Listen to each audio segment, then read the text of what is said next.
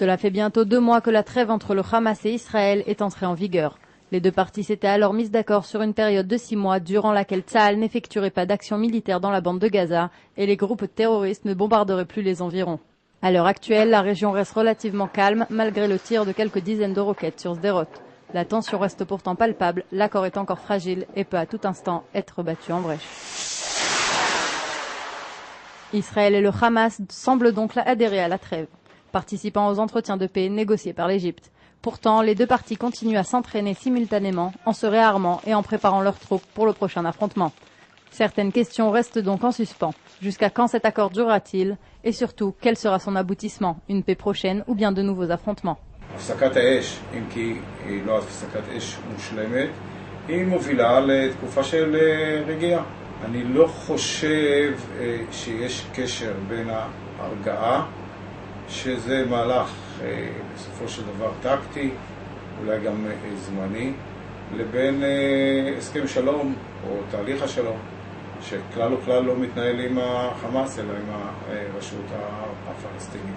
אני מאוד מקווה שהדפוס שהתרגלנו אליו במרכאות בשנים האחרונות, של ירי יומיומי וירי כמויות גדולות מאוד, עשרות לפעמים מאות, של רקטות ופיצוצות מרגמה לעבר שדרות ויישובי הנגב המערבי, אני מקווה או סבור גם שישראל לאורך זמן לא תוכל להסכים לו.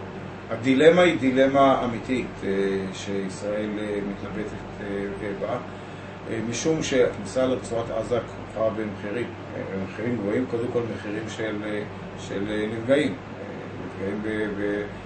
של חיילי צה"ל שיצטרכו לטפל בתשתיות הטרור בתוך אזורים מאוכלסים בצפיפות בתושבים, אותם אזורים שבהם הארגונים השונים וחמאס בתוכם קבעו שם את התשתיות שלהם, תוך שהם משתמשים בתושבים כמגן אנושי.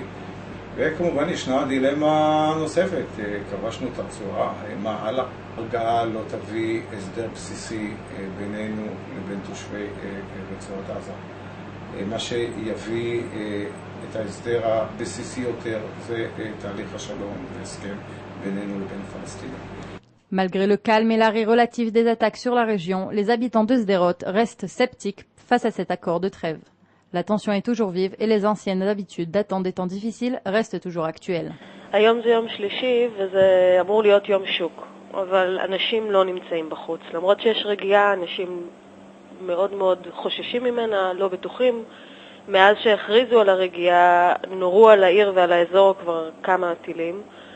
אז אנשים עדיין חוששים. עדיין אפשר לראות משפחות שישנות כולם באותו החדר, הורים, ילדים, אין אינטימיות. מרבית הילדים לא נמצאים בתוך סדרות, הם יצאו מחוץ לסדרות לחופשת הקיץ, והמצב הוא עם המון חשש. כמובן שיש תקווה שזה ייפסק ושכל הסיטואציה הלא נורמלית הזאת באזור פשוט ייפסק, זה כמעט 8 שנים, אבל האמון Hamas ou מאוד מעורער. Bien que les deux parties semblent espérer une paix prochaine, la fin de la trêve semble proche. Il y a seulement quelques jours, le ministre de la Défense israélien, Ehud Barak, a déclaré qu'il n'excluait pas la possibilité d'une action militaire à l'encontre du Hamas dans la bande de Gaza.